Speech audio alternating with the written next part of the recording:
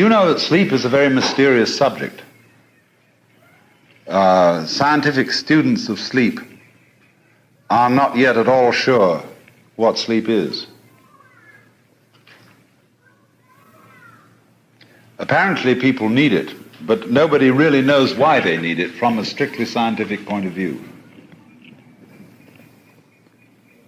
And we apparently need to dream in sleep also. People who are deprived of dreams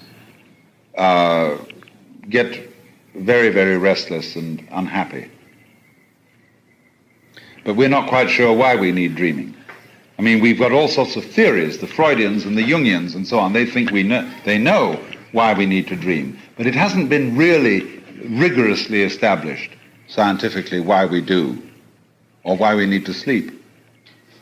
But from a naive point of view, you can say, of course I need to sleep. Because after I've had a whole day of business and friends and work and so on, it's too much. There's too much input. I want to digest it. And while I'm digesting it, I don't want any more input. I don't want any more information. So I want to be turned off. That's, one of those simple common sense things that everybody knows, but has not yet been fully explained. So sleep is this marvelous thing that we have, which is a forgettery process that is apparently essential to our psychic health every 12 hours or so. And if you don't get it, you start getting worried. As a matter of fact, insomnia is a thing that is rather curious. Because if you do get insomnia, the worst thing of all to do is to worry about it. Invariably, if I can't sleep, I don't try to go to sleep, I get up and work. Or do something. Or I read a very difficult book, especially one that is big and weighs a lot. This is a good way to go to sleep. But if you have insomnia, don't ever try to go to sleep. Nobody can try to go to sleep. Lots of mothers think they can get their children and they say, darling, try to go to sleep. Didn't your mother say to you, try to go to sleep? But she wanted to get you out of the way. That was the only reason she said, try to go to sleep.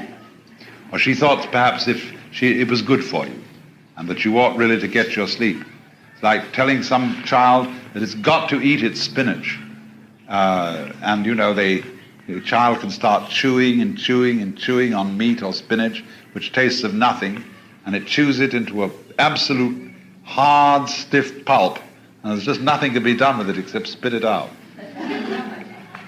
And, they've already extracted by their teeth instead of their stomach all the vital juices from the thing, and all that remains is roughage. And you say to children, you must go to the bathroom after breakfast. Every day, regularly. You must be regular. Otherwise you're constipated, and that's bad. This is a form of the double bind. You are required to do that which will be good only if it's done voluntarily. So try to go to sleep.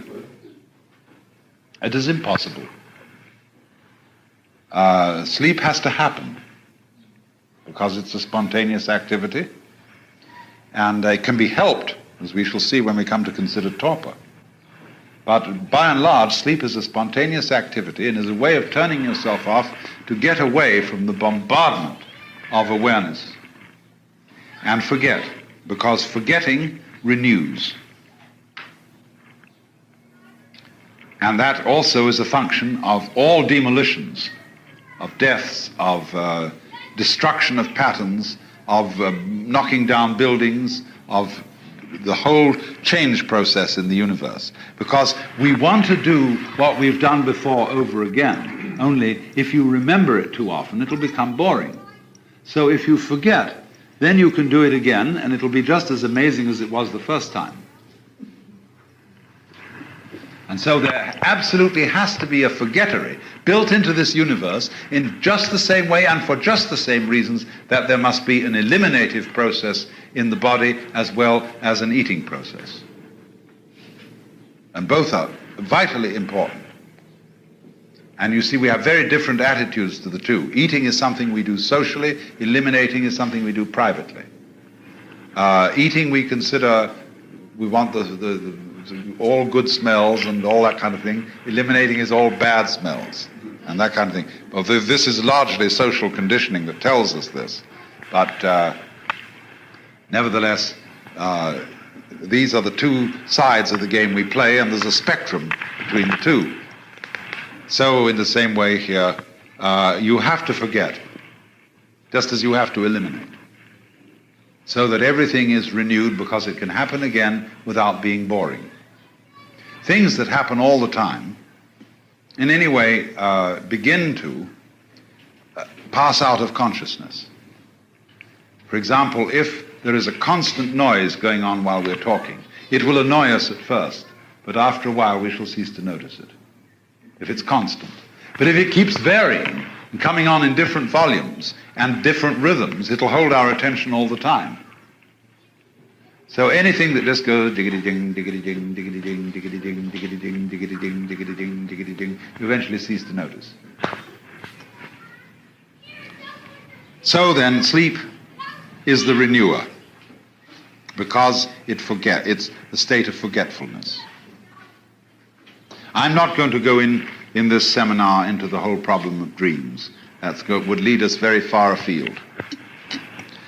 Now, torpor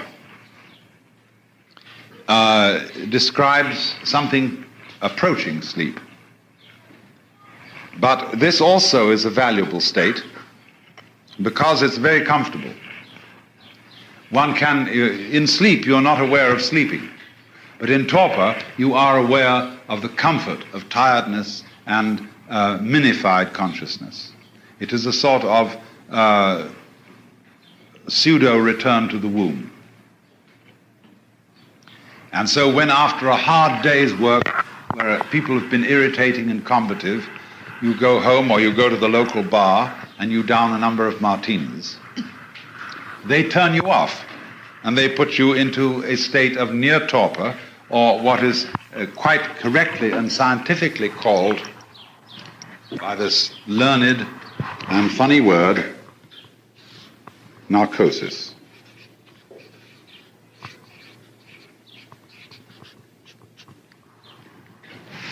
Narcosis, Narcissus, is connected with narcosis.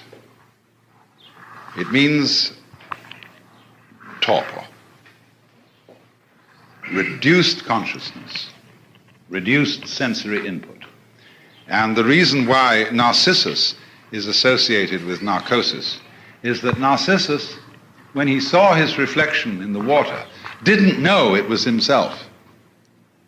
And he became so fascinated by this image in the water that he became unaware of everything else.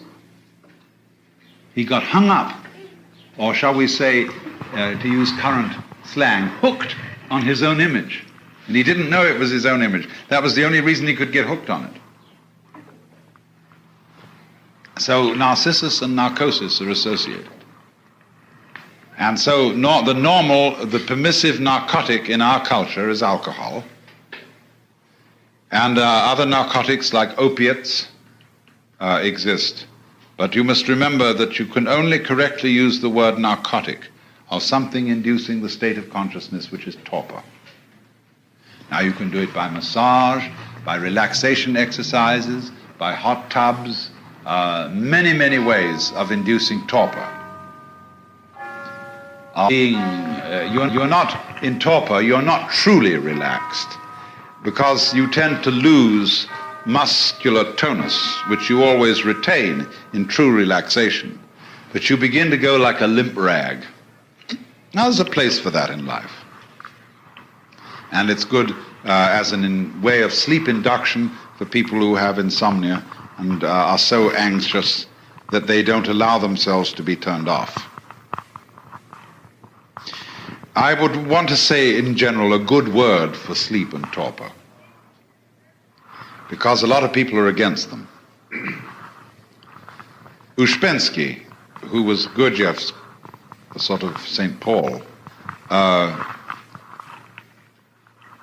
as much as a misinterpreter in a way too, always felt that his life was a war against sleep, that intense light consciousness should conquer darkness. Now that's a stupid idea. To be a human being, you have to love the light, but you also must trust yourself to the darkness.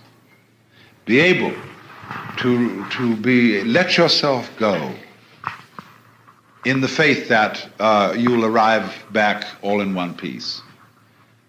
I have a friend who her name is Charlotte Selva, and she does a kind of work for which there is no name.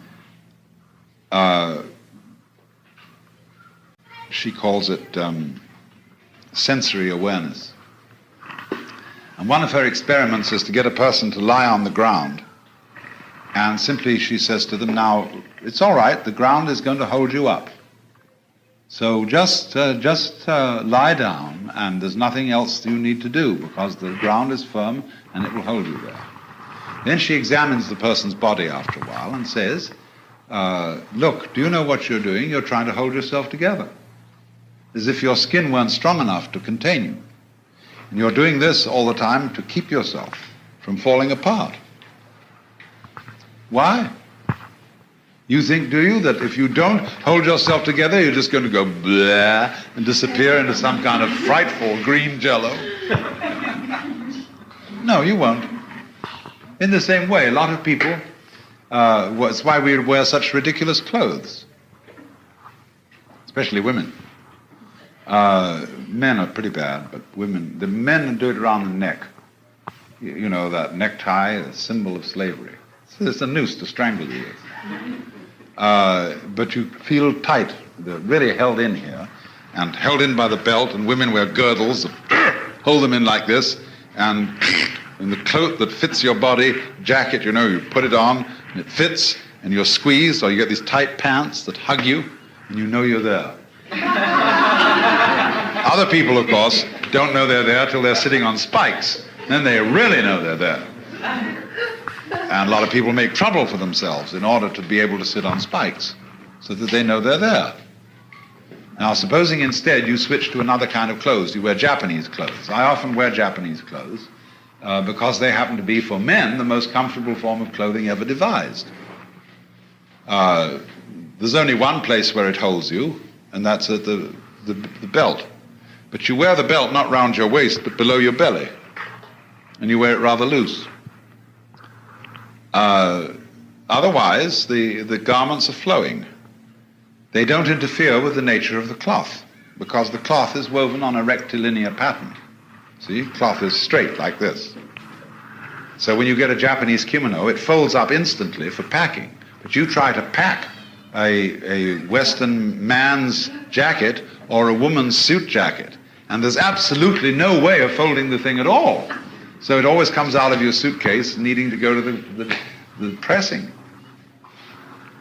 But you take a kimono and you put it on, and it falls exactly according to its own nature around you, and they're very dignified.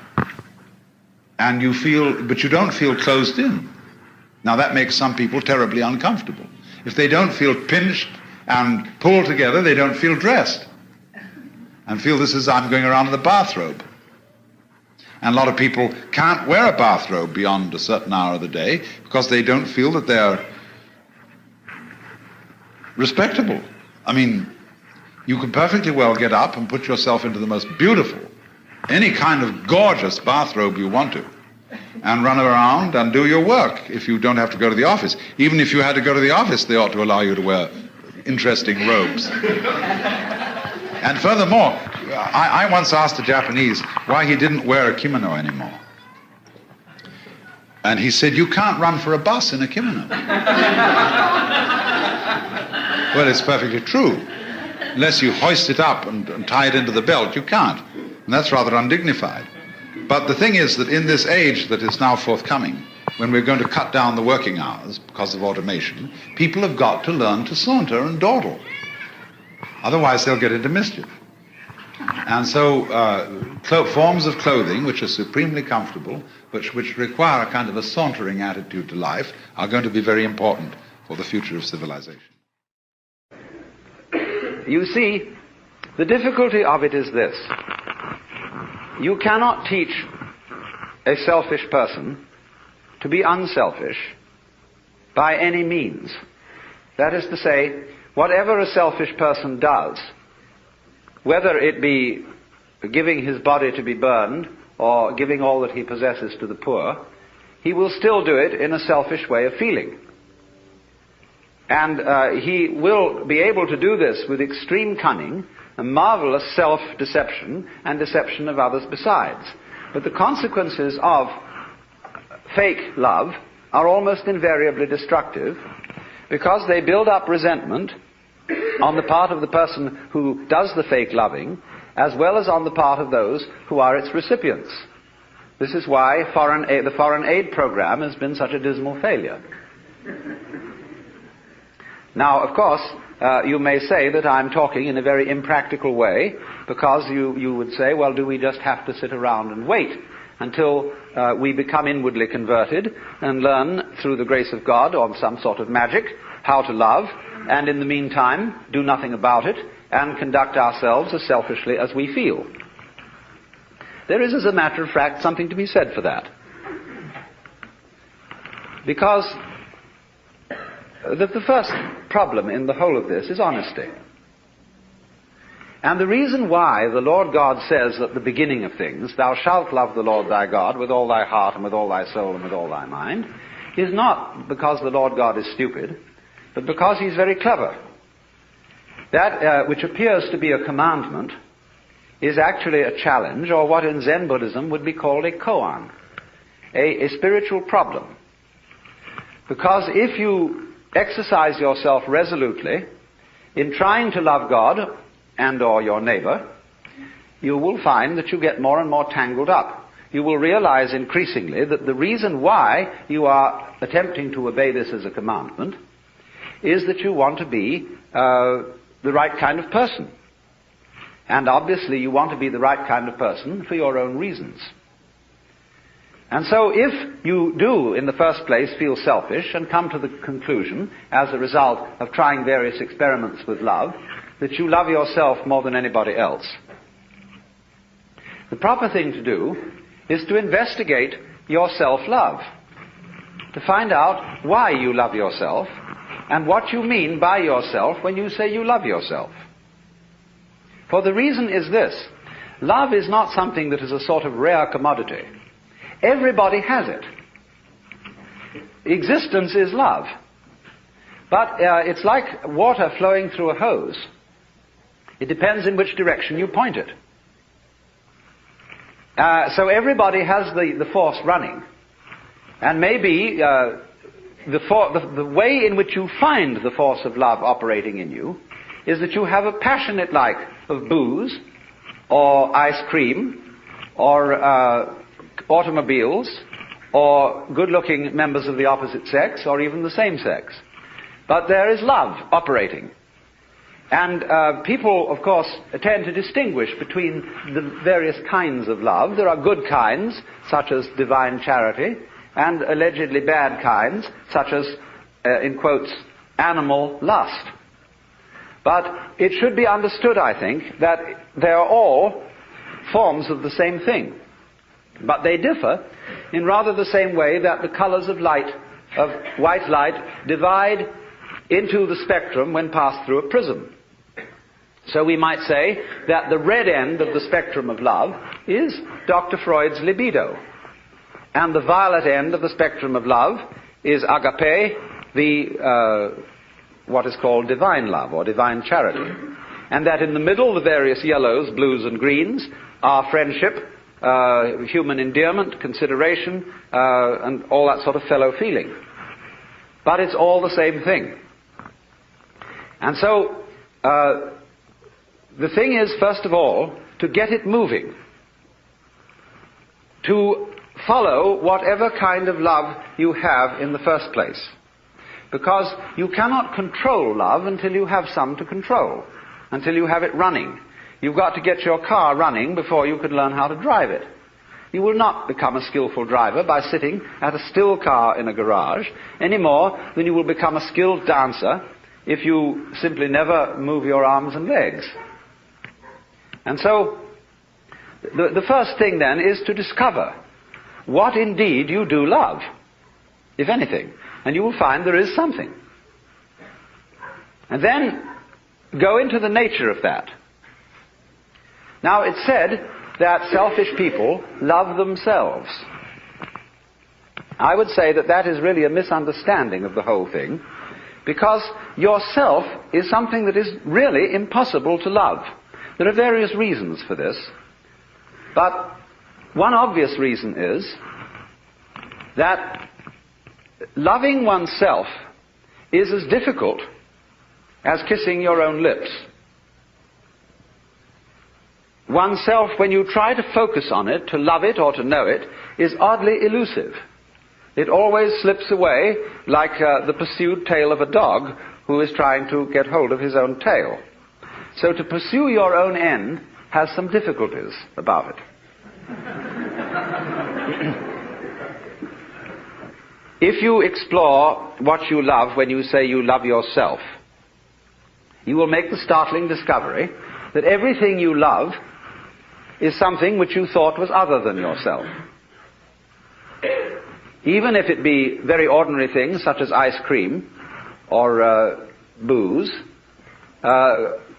in the conventional sense, booze is not you, nor is ice cream. It turns into you in a manner of speaking when you consume it, but then you don't have it anymore. And so you look around for more in order to love it once again. But so long as you love it, you see, it's never you. When you love people, even however selfishly you love them, because of the pleasant sensations they give to you, still, it is somebody else that you love. And as you inquire into this, as you follow honestly your own selfishness, many interesting transformations begin to come about in you. One of the most interesting transformations of being directly and honestly selfish, in the same way that, for example, cats are, is that you stop deceiving people. A great deal of damage is done in practical human relations by saying that you love people, when what you mean is that you ought to.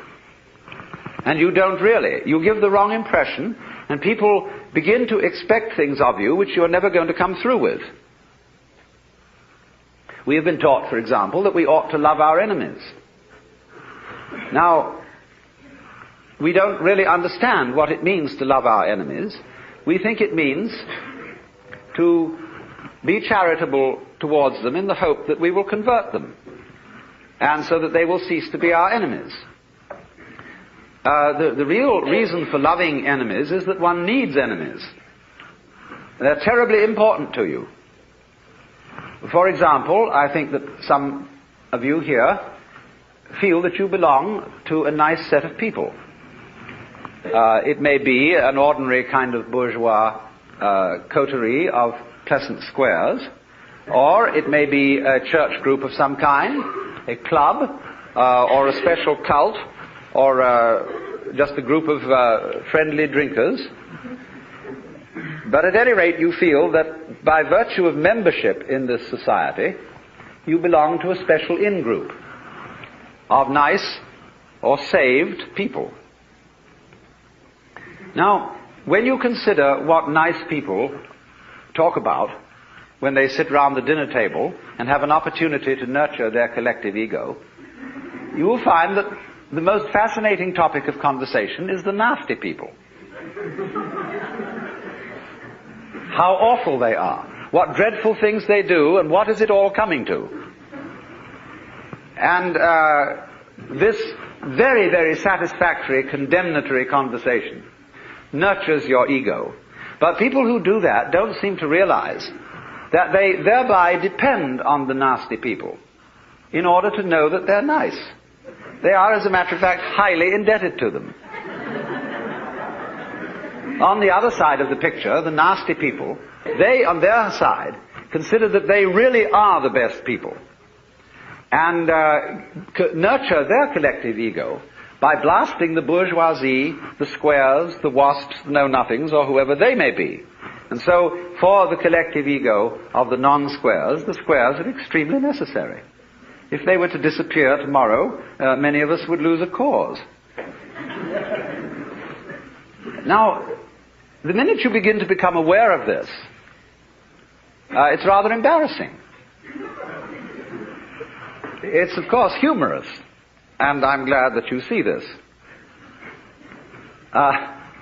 Because at once you begin to realize how much you depend on an enemy, or an outsider, or a group of damned people as distinct from your own group of saved people.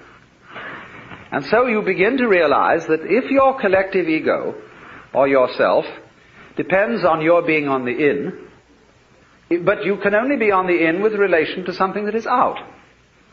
And since the in and the out are inseparable, if there is to be any in or any out, you suddenly discover that yourself is bigger than you thought it was. It includes the other, and you can't do without it. This brings about a fundamental change in the understanding of the meaning and nature of self. And thereupon, there become a change of attitude to other people, even if you continue with some formal opposition to them and disapproval of them. When, then, you are honestly clear with yourself what you like and what you dislike, and then at the same time yourself begins more and more to include things that were hitherto defined as being not yourself, your love, which is what you are, begins to express itself quite naturally and unaffectedly in a wider way. Now, to trust oneself to be capable of love, to bring up love, in other words, to function in a sociable way and in a creative way, is to take a risk. It's a gamble. Because you may not come through with it. And in the same way, when you fall in love with somebody else, or you form an association with somebody else, and you trust them, they may, as a matter of fact, not fulfill your expectations. But that risk has to be taken. The alternative to taking that risk is much worse than trusting and being deceived. In other words, to live together, you have to take risks. There will be disappointments and failures and disasters as a result of taking these risks. But in the long run it will work out. My point is that if you don't take them, the results will be so much worse than any kind of wild anarchy that could be conceived. You see, here we are now as a highly disciplined human race, with all kinds of rules and religions. And what are we about to do? Blow ourselves completely to pieces. Was this all a good gamble? Because you see, in tying up love in knots and becoming incapable of it, you can't destroy this energy. You turn it, when you won't love and you won't let it out, the thing comes out in the form of self-destruction. The alternative to self-love, in other words, is self-destruction. Because you won't take the risk of loving yourself properly, you will be compelled instead to destroy yourself. Because you see, in tying up love in knots and becoming incapable of it, you can't destroy this energy. You turn it, when you won't love and you won't let it out, the thing comes out in the form of self-destruction. The alternative to self-love, in other words, is self-destruction. Because you won't take the risk of loving yourself properly, you will be compelled instead to destroy yourself. Because you see, in tying up love in knots and becoming incapable of it, you can't destroy this energy. You turn it, when you won't love and you won't let it out, the thing comes out in the form of self-destruction. The alternative to self-love, in other words, is self-destruction. Because you won't take the risk of loving yourself properly, you will be compelled instead to destroy yourself. So, which would you rather have? Would you rather have a human race which isn't always very well controlled and sometimes runs amok a little bit, but on the whole continues to exist with a good deal of honesty and delight when delight is available? Or would you rather have the whole human race blown to pieces and cleaned off the planet, reducing the whole thing to a nice scoured rock with no dirty disease on it called life? But I repeat the point that is necessary to understand this whole thing, that love is a spectrum. There is not, as it were, nice love and nasty love, spiritual love and material love,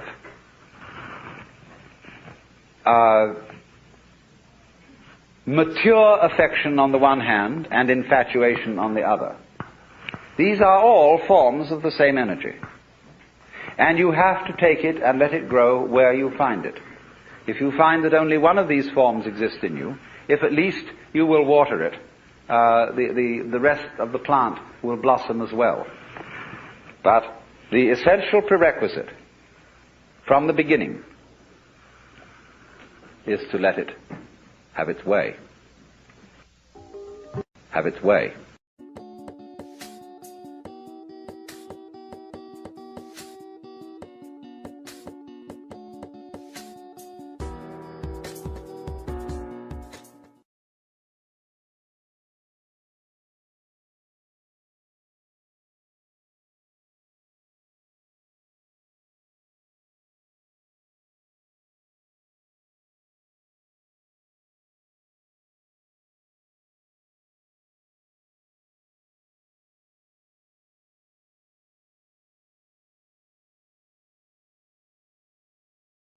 I knew a monk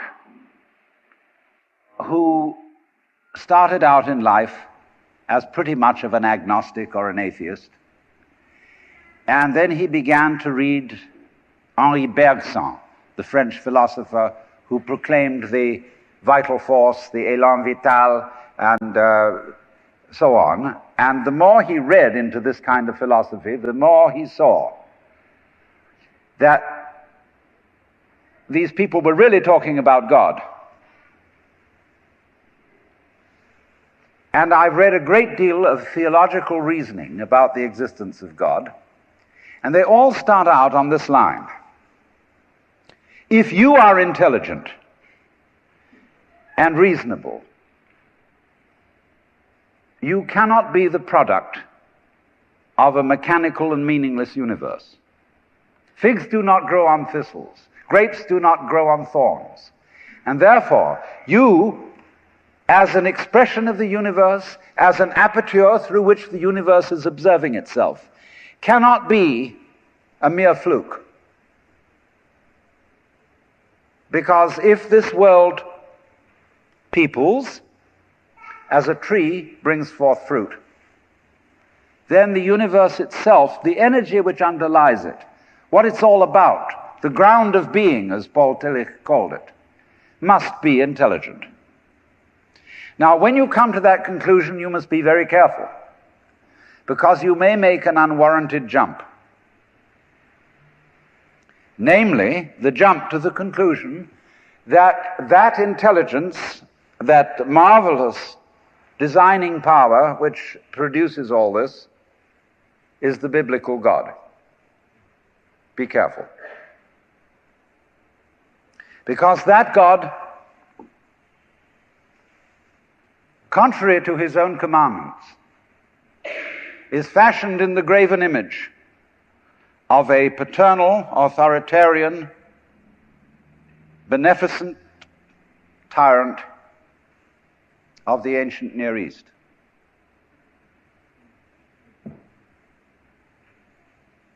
And it's very easy to fall into that trap, because it's all prepared, institutionalized in the Roman Catholic Church, in the synagogue, in the Protestant churches, all there ready for you to accept. and by the pressure of social consensus and so on, it is very natural to assume that when somebody uses the word God, it is that father figure which is intended. Because even Jesus used the analogy, the Father, for his experience of God. He had to. There was no other one available to him in his culture.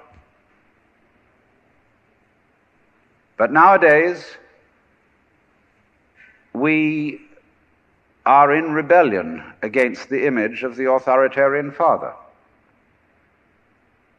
Especially this should happen in the United States, where it happens that we are a republic and not a monarchy. And if you, as a loyal citizen of this country, think that a republic is the best form of government, you can hardly believe that the universe is a monarchy.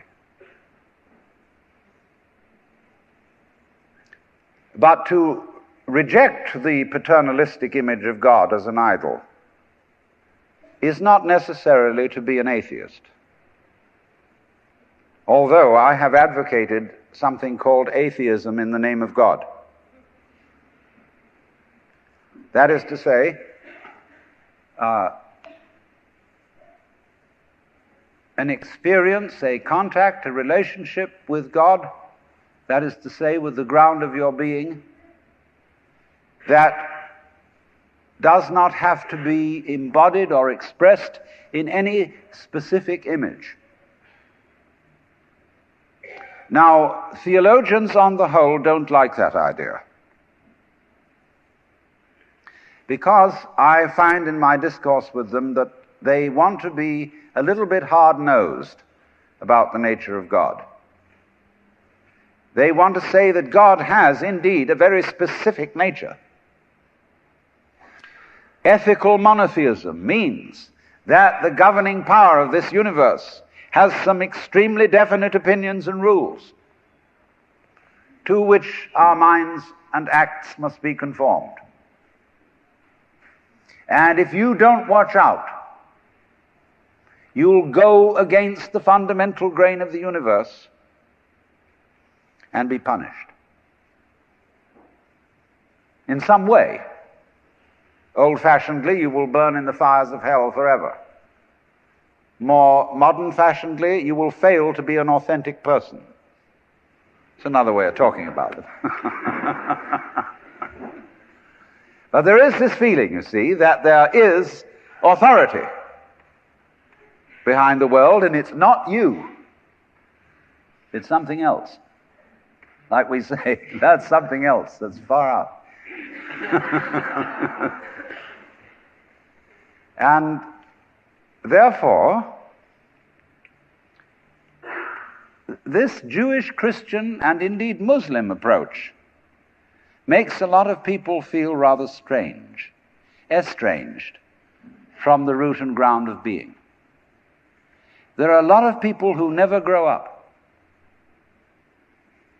and are always in awe of an image of grandfather. Now, I'm a grandfather. I have 5 grandchildren, and so I'm no longer in awe of grandfathers.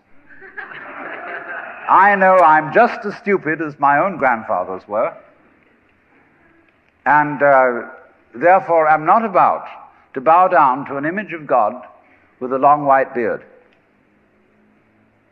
Now, naturally, of course, we intelligent people don't believe in that kind of a God, not really. I mean, we think that God is spirit, that God is very undefinable and infinite and all that kind of thing. But nevertheless, the images of God are have a far more powerful effect upon our emotions than our ideas. And when people read the Bible and sing hymns, Ancient of Days, who sittest throned in glory, immortal, invisible, God only wise, in light inaccessible, hid from our eyes, they still got that fellow up there with a beard on. It's way in the back of the emotions. And so we should think, first of all, in contrary imagery. And the contrary imagery is She's black. Imagine instead of God the Father, God the Mother. And imagine that this is not a luminous being, blazing with light, but an unfathomable darkness, such as is portrayed in Hindu mythology by Kali, Kali, the Great Mother, who is represented in the most terrible imagery. Kali has a tongue hanging out long, drooling with blood. She has fanged teeth. She has a scimitar in one hand and a severed head in the other. And she is trampling on the body of her husband, who is Shiva. Shiva represents also, furthermore, the destructive aspect of the deity, wherein all things are dissolved so that they be reborn again. And here is this blood-sucking, terrible mother as the image of the supreme reality behind this universe. Imagine, it's the representative of the octopus, the spider, the awful awfuls, the creepy crawlies at the end of the line, which we are all terrified of. Now that's a very important image, because let us suppose, just for the sake of argument, that all of you sitting here right now are feeling, well, fairly all right. I mean, you're not in hospital. You don't have the screaming mimes. You have a sense, you probably had dinner and are feeling pretty good. But you know that you feel that you're fairly good because in the background of your minds, very far off in the background of your minds, you've got the sensation of something absolutely ghastly that simply mustn't happen. And so against that, which is not happening, and which doesn't necessarily have to happen, but by comparison with that, you feel pretty all right. And that absolutely ghastly thing that mustn't happen at all is Kali. And therefore, at once, we begin to wonder whether the presence of this Kali is not in a way very beneficent. I mean, how would you know that things were good unless there was something that wasn't good at all? Now I'm not putting this forward as a final position. I'm only putting it forward as a variation, as a way of beginning to look at a problem and getting our minds out of their normal ruts. She's black. Well, she, first of all, feminine, represents what is called philosophically the negative principle.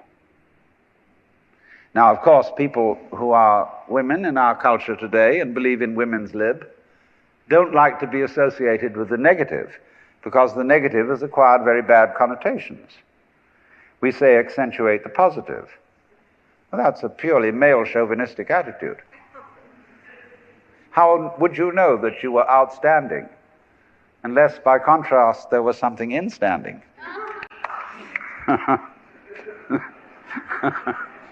You cannot appreciate the convex without the concave. You cannot appreciate the firm without the yielding. And therefore, the so-called negativity of the feminine principle is obviously life-giving and very important. But we live in a culture which doesn't notice it. You see a painting, a drawing of a bird, and you don't notice the white paper underneath it.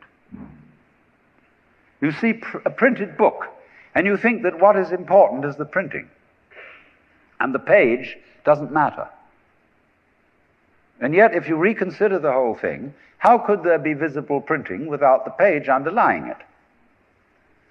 What is called substance, that which stands underneath, underneath, stands. To be substantial is to be underlying, to be the support, to be the foundation of the world. And of course, this is the great function of the feminine, to be the substance. And therefore, the feminine is represented by space, which is, of course, black at night. But were it not for black and empty space, there would be no possibility whatsoever of seeing the stars. Stars shine out of space, and astronomers, very high-powered astronomers, are beginning to realize that stars are a function of space. Now that's difficult for our common sense, because we think that space is simply inert nothingness. But we don't realize that space is completely basic to everything.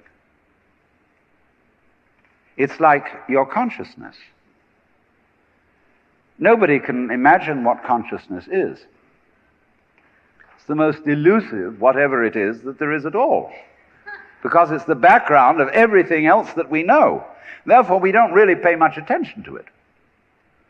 We pay attention to the things within the field of consciousness, to the outlines, to the objects, to the so-called things that are in the field of vision, the sounds that are in the field of hearing, and so forth.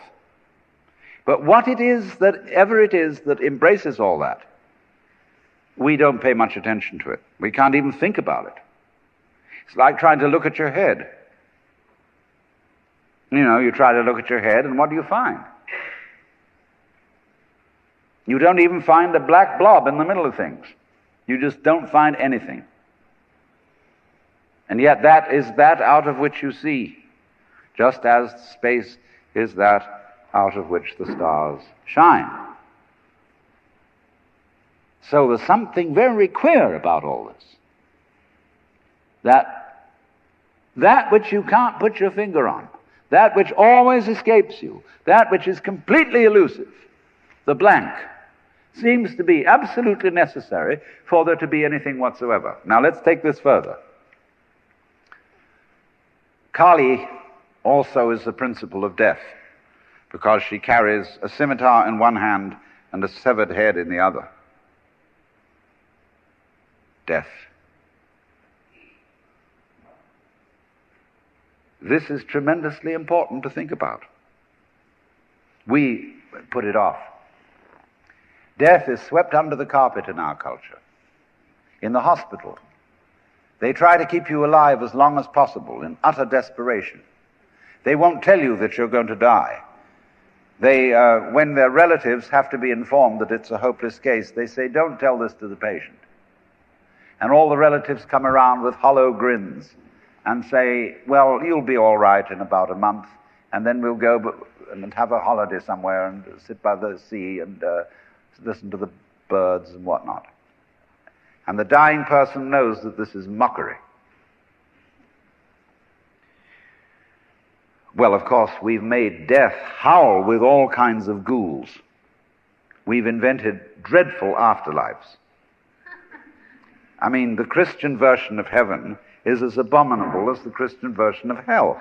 I mean, nobody wants to be in church forever. Children are absolutely horrified when they hear these hymns which say, prostrate before thy throne to lie and gaze on thee. They can't imagine what this imagery means.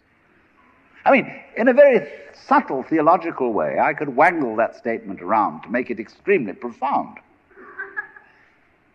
I mean, to be prostrate at once and to gaze on the other hand, see, is a coincidentia oppositorum, a coincidence of opposites, which is very, very deep.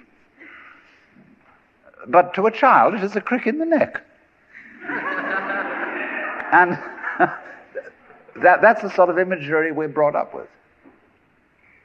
So the idea of what might happen after death, well, you're going to be faced with your judge,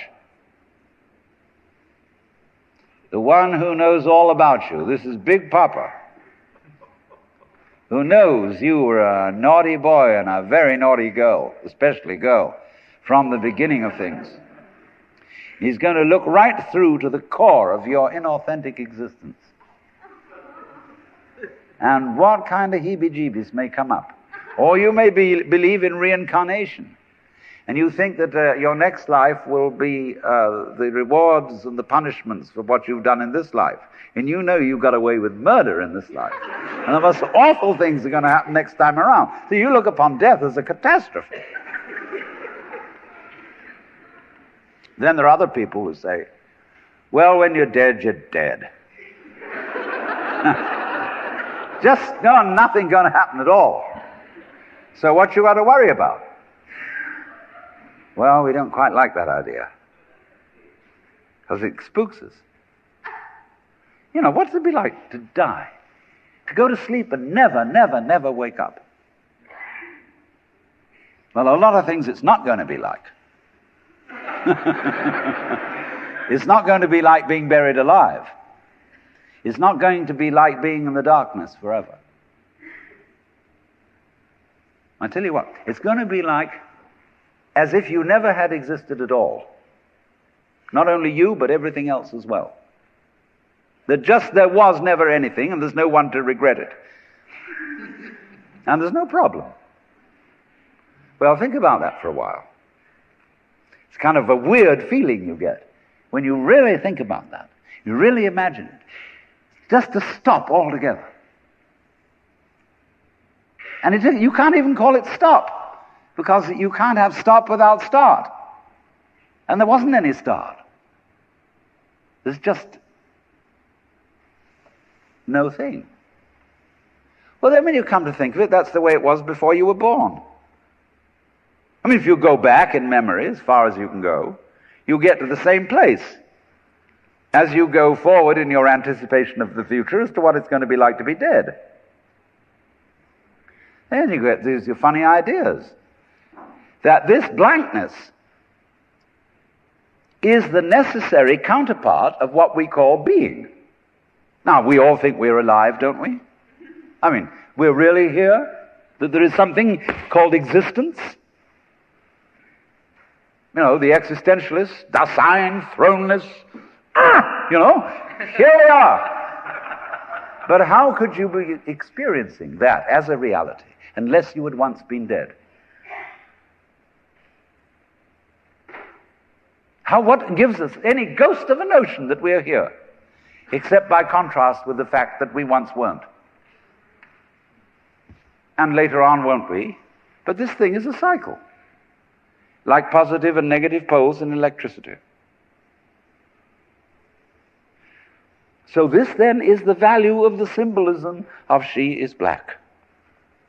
She, the womb principle, the receptive, the instanding, the void, and the dark. And so that is to come into the presence of the God who has no image. Behind the Father image, behind the Mother image, behind the image of light inaccessible, and behind the image of profound and abysmal darkness, there's something else which we can't conceive at all. Dionysius the Areopagite called it the luminous darkness. Nagarjuna called it shunyata, the void. Shankara called it Brahman, that which can only, of which nothing at all can be said. Neti neti. Beyond all conception whatsoever. And you see, that is not atheism in the formal sense of the word. This is a profoundly religious attitude, because what it corresponds to practically is an attitude to life of total trust, of letting go. When we form images of God, they are all really exhibitions of our lack of faith, something to hold on to. something to grasp. How firm a foundation, what lies underneath us, the rock of ages, or whatever, ein feste Burg. But when we don't grasp, we have the attitude of faith. If you let go of all the idols, you will of course discover that what this unknown is, which is the foundation of the universe, is precisely you. It's not the you think you are. No, it's not your opinion of yourself. It's not your idea or image of yourself. It's not the chronic sense of muscular strain, which we usually call I. You can't grasp it. Of course not. Why would you need to?